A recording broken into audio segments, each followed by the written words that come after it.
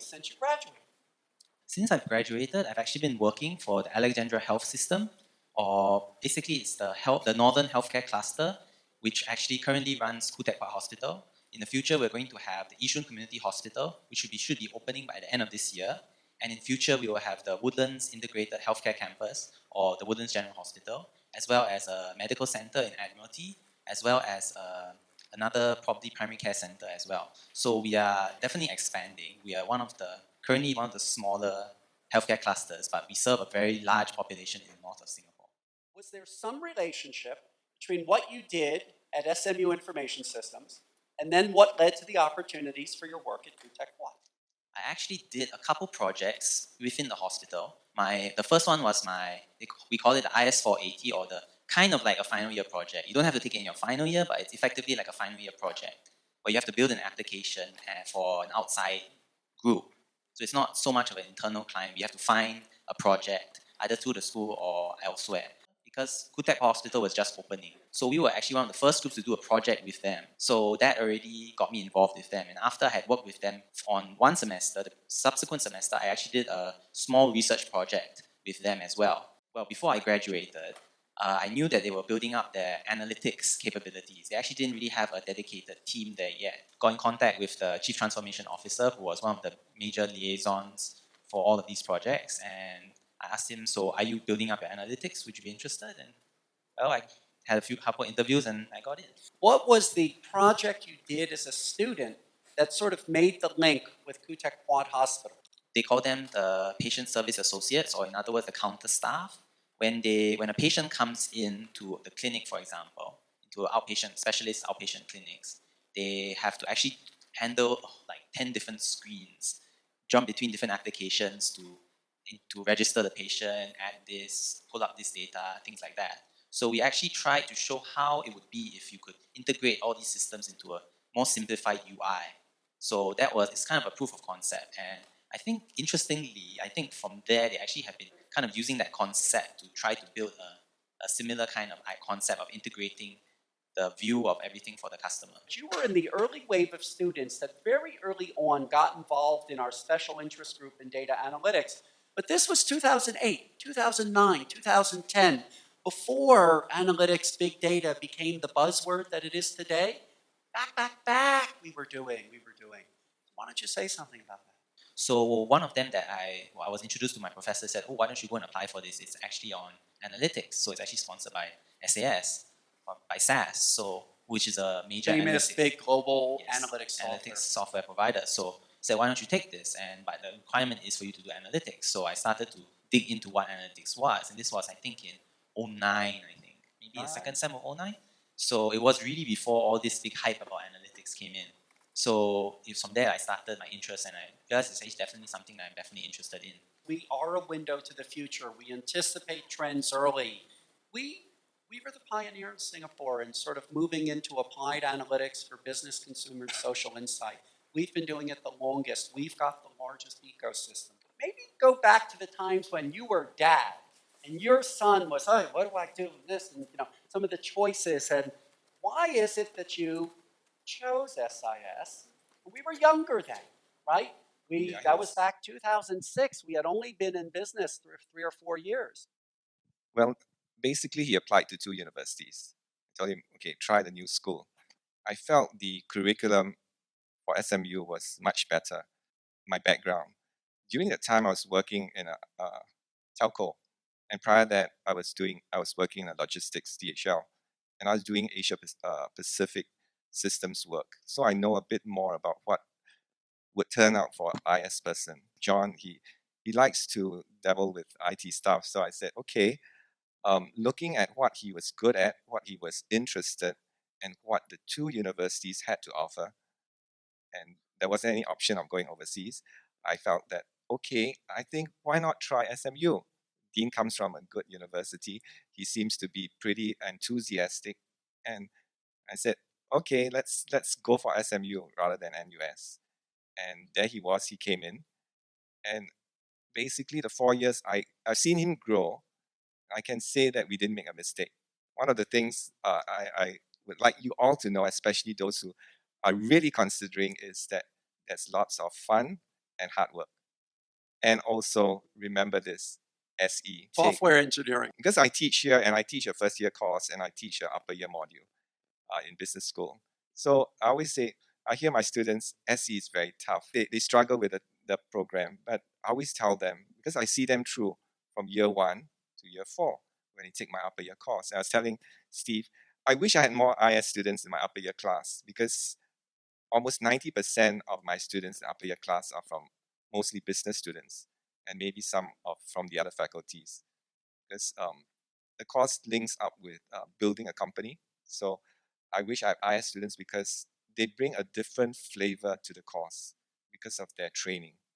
And one thing I've seen in John and I've seen in the students I've interacted over the years, that they develop very strong project management competencies that of the schools. I'm worked here for about 7 years to see that there is a big difference. And I've seen the value of IS training that they have obtained over the years. And so I'm pretty glad, because I still keep in touch with some of my ex-students from IS and have done well in contributing to their different companies. So I've seen my son grow. I've seen his friends grow, because his friends come over for project and they stay like almost the whole week. They came at my place to do that project. But it's a fun thing because I get to know them and I get to chit chat with them. And I've seen that personal development. Sometimes I, feed them. I guess as parents, we need to make sure that our children get all the support, especially in IS. And we change. We change all the time. We iterate, we learn, we modify. So the SIS of 2006, it's sort of different now.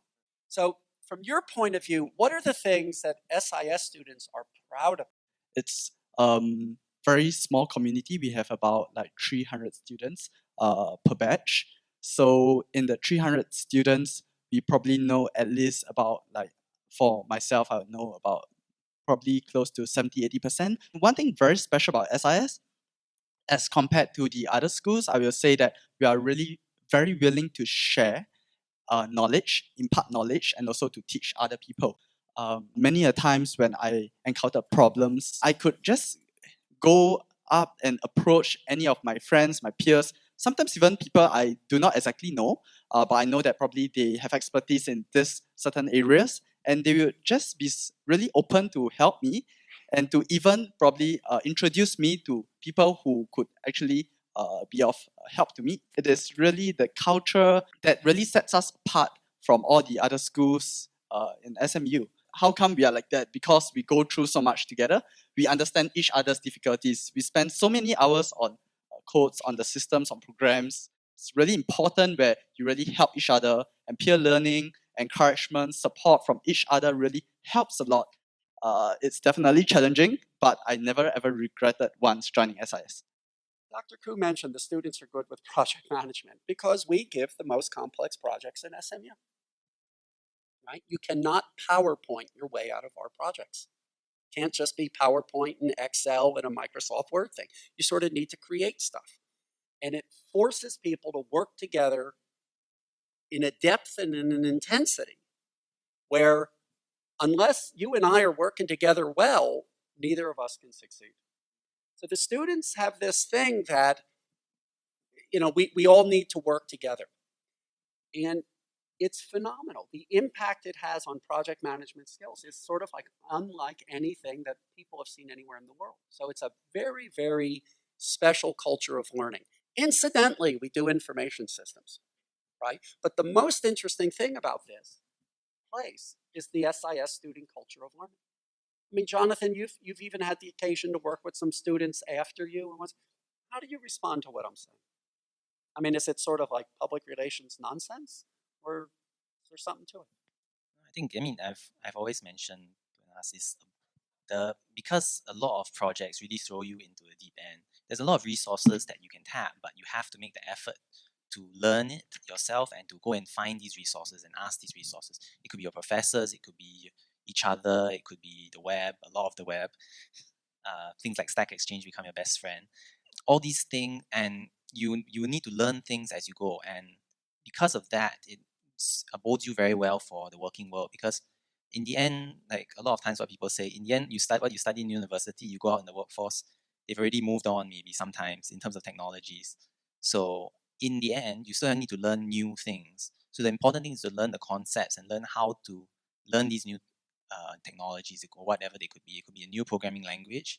If you understand how programming languages work, and learning a new one is not too difficult.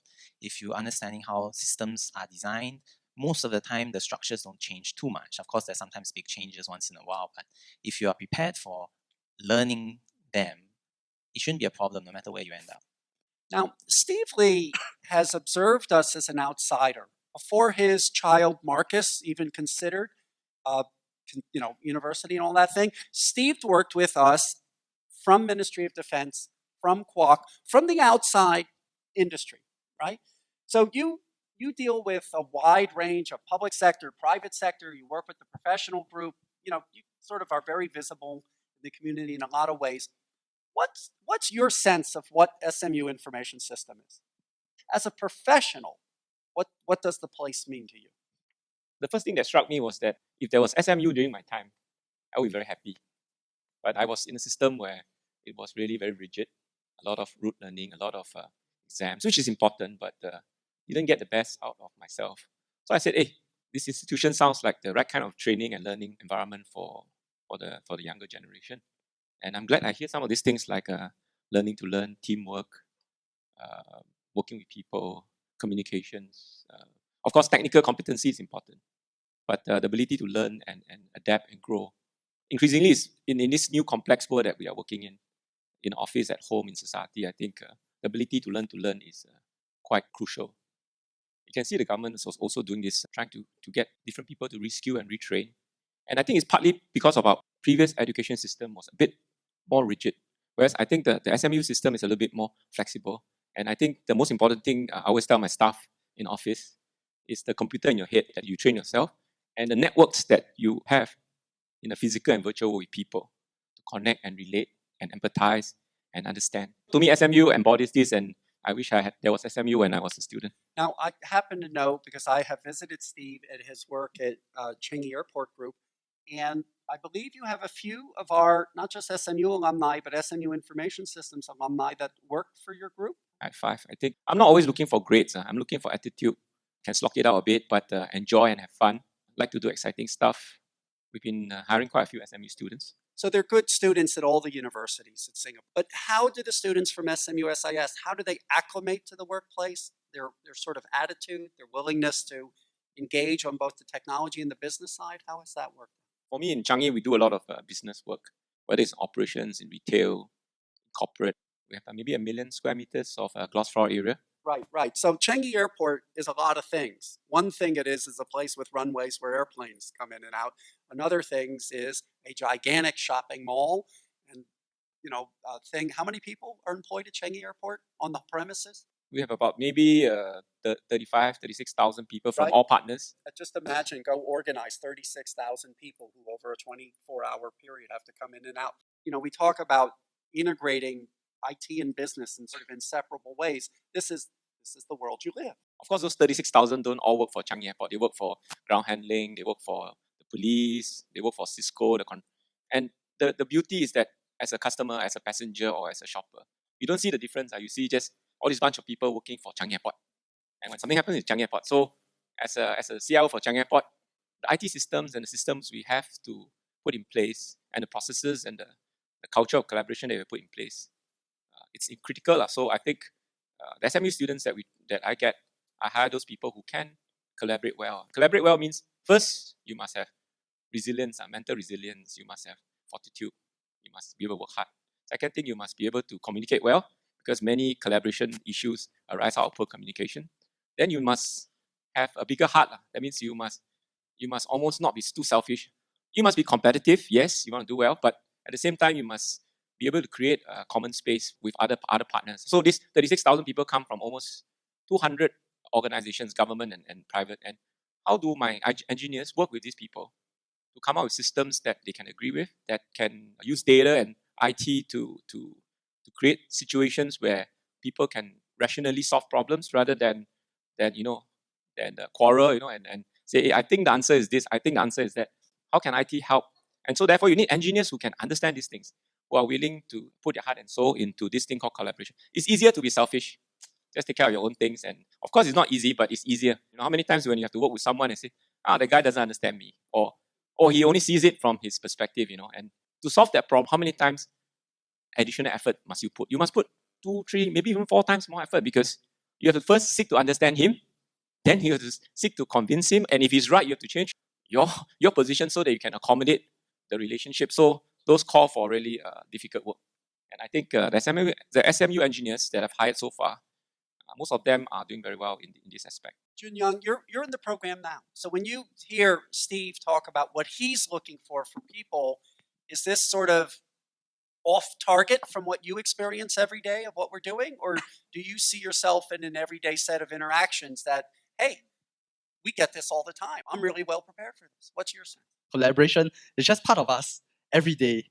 There isn't really a single day where I probably do things alone, because if you were to single-handedly manage a project and do everything, it's just not possible, because the project scope is too big and it's just too much for you to handle. And that's why we really need collaboration between the teammates. And I experience it on a day-to-day basis, where I have to work with people, different expertise, with different potential. And this is when you really have to understand each other's strengths as well as weaknesses. And this is when, based on my several projects, when we really work together, what I realized is that when there is collaboration and you are really willing to put your heart and soul into a certain thing, you have that drive to really want to excel. It's not just for the grades, but you really want to have a good product. And this is when we really, unexpectedly, we always have like good results. Right. Yeah. So what comes out of the team is better than the individual. All right. So this is our world. I mean, we're not making this up. This is our world. Olivia's come back and she's done a lot of outreach with us. Let me take you back, Olivia, not to what you're doing now at Bosch, but after you had been in Accenture, you worked for Accenture for 4+ years. So after you're there, feet on the ground, you're there in your 3rd year, your 4th year. Your job is to get stuff done because you've sort of been around long enough where you're sort of a solid, trusted consultant. And Accenture hires people from all over the place.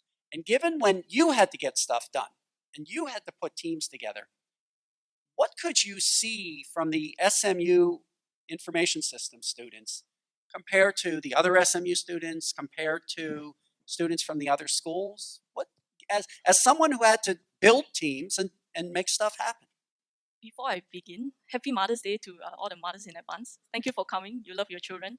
So thank your mothers tomorrow. Surprisingly, we hire a lot of SMU students simply because of one reason. They hit the ground running. So sometimes in a very limited capacity and in a 3 weeks project, you just cannot tolerate any additional mistakes or unwillingness to learn or unwillingness to run.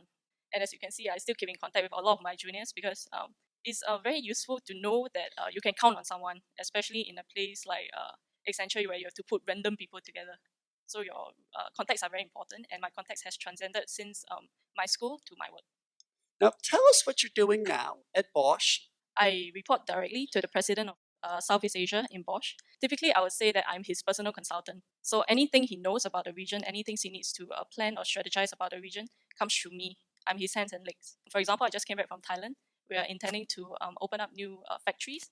And that's something totally different from what I used to do. So I actually went down to the factory sites to choose a location, basically a big grass field, to build our new factories. One might say, well, gee, this doesn't sound like information systems. This sounds like just business consulting. What are the things that, even if you're not doing some of the technical details that you did when you were a second-year student, how did some of those experiences give you a base that then carried over into Accenture that you think sort of gives you more confidence to do the wide range of things you do now? So as I came into SIS, as Steve mentioned, I had no I had no programming background. So I started as a clean slate. And I picked up everything from scratch, coding and everything. And I graduated with cum laude. So I put in a lot of hard work, a lot of hours, and I worked with people who are smarter than me. I learned from them. But what I learned most from this journey is that I can do anything as long as I put my heart to it. And the professors were here to guide me along as well. So the friends were here to teach me when I really struggled. So as I went out there, I took on a job that allowed me to do a wide range of things. And it's not like just fun. because every single new thing that you do, you have to learn from scratch. And I really enjoy that journey because it challenges you, it gives you a lot of exposure, and eventually it makes you more mature and you see the world. I have heard a few of our students say on occasion, we were able to do things that we never thought we were capable of doing. Can you sort of elaborate on that? Is that a personal experience? I came from a JC background. I had zero programming experience. I knew nothing about computers before I stepped into SIS, which made me really worried that what would happen to me. And I would say that it's really true because it's impossible for you to know probably everything about the technical aspects of things. What is important is how you actually pick it up and how you actually solve the problem. Many a times when I encounter an issue or a technical problem, I will not at first hand I know how to solve it. I will definitely have to do my research, probably consult certain people, and probably even spend many hours trying to solve it, trying to fix the various bugs. And it's through all this that I start to learn. And when I start to go through all this, I begin to realize that it's not about how much I know, but it's really about how I handle issues. And I think that's the important thing to actually learn about these new things. And I realized that through the 3 years, I began to be faster at solving problems, and that really helped me a lot. And I think that's what really differentiates us. Jonathan, any comment on that? I had a little bit of background in JC because I did computing, which has a little bit of programming previously. I wasn't totally like a clean slate when I came in, I guess. The thing for me is because the IS school is really about building stuff. It doesn't necessarily mean building in terms of programming. It could be using other tools to assemble something. But a lot of the projects have you trying to think of either come up with a problem and the solution or come up with just a solution. It depends on the project, on the course. But it ends up being that you have to be very creative in how you approach problems. I had quite a lot of interesting projects during my time. For example, one of our early projects when we were learning the programming was to actually build a game. A later project was one of the team which came up with an idea. For example, when you're all choosing your JC or Polytechnic, created a system to simulate how the process would work. So we had to take the technologies that we learned in the course and try to apply it to a problem. Creative problems and solutions together. And how do you fit these into the real world? And you realize there's actually a lot of real world applications for these things. And especially when you start working, you realize a lot of problems is basically about creative problem solving. And actually through the processes and through the projects in IS especially, you actually learn to try to look at things from a different perspective and a creative perspective, because the whole concept is applying things from one domain into another domain and trying to use that to solve a problem that you might face. All right, Dr. Khoo, any sort of recommendation or guidance that you could give to these both potential students and parents? I think one thing, if you are trying to make a decision whether to come here, from a parent's perspective, why not? If you're willing to learn something, you're wanting to learn something different, and you'll be surprised, because the school is not just IS, but SMU as a whole tries to build you up in different ways, because we not only require you to take technology courses, but there are a number of other core courses you are required to take, and that actually turn around contributes to your development in IS. I mean, Jonathan mentioned this whole thing about problem solving. Key thing in every issue we face in life, we want to determine the root cause. Once you determine the root cause, it's very easy to solve the problem.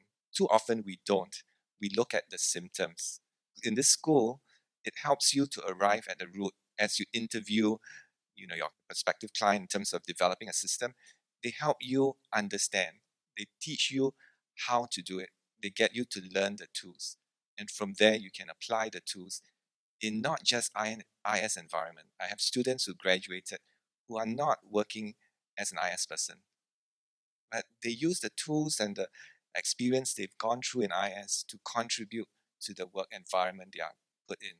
So it's crucial to learn key concepts, key tools. I mean, I'm coming from business school, I must reinforce that. But they have established and will build you up to that level that in the future that you can contribute in any environment. That's the thing that I've seen Jonathon and his friends that I still keep in touch with, and also my ex-students. One final point is, in my upper year course, I always love IS students because I don't have to say much. They know what to do. And they basically do very well in their project work. The final project that I give them, requires them to get out of the school to look for a company and to look for a problem that they need to solve. And it's not the client telling them, but they have to determine what is the real problem. And from there, provide a solution. So the IS students always come out tops. So far, I've gone, in my 7 years here. So if you want to be a strong business student, secret, go to SIS. Final closing words, Steve? What would you say to these folks and who are, wrestling with this decision that they got to make, both the potential students and the parents? So let me talk to the students first. And when Google hires someone, they look out for first problem solvers. And if you ask me and I look around, I think SMU, SIS school generates problem solvers. And I think some of the things I mentioned earlier, the characteristics, creates this environment where people who can solve real world problems. Very important because it's easy to study and mark for exams, but it's difficult to teach people how to understand the problem, look at the problem from different angles, understand the real outcome, and then get a team or work with people or find the right partnerships or the right people with the right competencies to solve the problem. And this is a real world skill that that most organizations want, and I think Google treasures. For students, the second thing that Google treasures is diversity. Again, you can see the teamwork and the aspects of training that SMU does. I think values diversity, so that it's not I'm the best. It's not I'm the best student or I'm the worst student. There's no such thing. In my team, I have lots of people who in the old days would have been marked down. I have an assistant vice president who has no degree, but he's the most excellent partnership guy I've ever had, and he takes care of many things that I would spend a lot of time just trying to explain to get done. And I have a young guy who's really good at programming, and I have a guy who's very good at architecture, quite intellectual stuff, very important. And the important thing is putting them in a team, valuing diversity. And again, as a student, I think you will get a chance to know that you can be stretched to be the best you can be here because they value diversity. So Google has a lot of other things, but I think these two speaks loudly to me as a student. As a parent, so I'm also a parent. So my son did quite well. My son, I think he got all A's. One day, his friend from the army says, follow me to this SMU talk. So he came to the school and immediately when he went home, he says, hey, Daddy, I want to study in SMU SIS school because I heard the professor's talk, which is Stephen Miller here. And he was so convinced on the value proposition of the school. And I can tell you this is true. I never even bother to sell to him why he should come to SMU. Never. At home, I never talk about my work.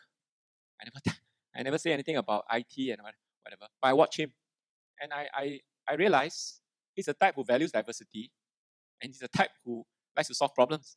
He's not really the best guy who will stand up and do a debate or a best guy who can write the best essay, but he's a natural problem solver and he's a natural person who likes to work with people and succeed with other people. So I said, hey, whatever you choose. But actually, in the back of my mind, I was very happy that he has chosen SMU. As a parent, I'm happy that he has chosen. Not because I'm on the school board, not because of any connection I have with Steve or whatever, but just purely because I feel that for my son, it's the right course for him. He has done well largely because he worked very, very, very hard. He's a JC student, so he has to study all the H3, H2, the usual stuff. Oh, you got to work very hard just to do well in school. But I know that he's a fish out of water in that system, and it's the same system I was in, so I can empathize. His characteristics are quite like mine. Your exam, he will be like struggling to study for the exam. But you put him in a problem to solve a problem, he will go and solve it. So I said, hey, sounds like me. So I understand him. And as I said at the beginning, if there was SMU when I was in going to university, I was chosen SMU. And as my son has picked SMU, I think as a parent, I'm quite happy. Most of SMU is management and social science. Even law is sort of like between management and social science. So what's really special about what we do as a university is that in addition to the things that are obvious and that we do, which are the management and the social science, we have incredibly strong computing.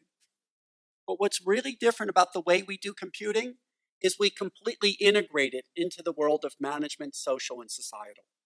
We're one of the few, I won't say the only, but one of the very few computer science groups in the world. We don't do genetics, and we don't do computational chemistry, and we don't do sort of space observatory stuff and better ways of doing blood samples. Everything we do with computing is how to integrate with the worlds of people and organizations and sort of economic context in both management, social science, and societal issues. That's a very special place. When SMU does IT, we do it in an SMU way. That's why his shirt says SMU Information Systems, right? We really do it in an SMU way. It's a very, very special thing. SIS is the largest recipient of external government research funds at SMU. We are way bigger than the rest of the university. We're probably bigger than the rest of the university combined in terms of receiving external research funds from different parts of the government. Every one of these are windows to the future, and they're places where students can come and do projects with faculty.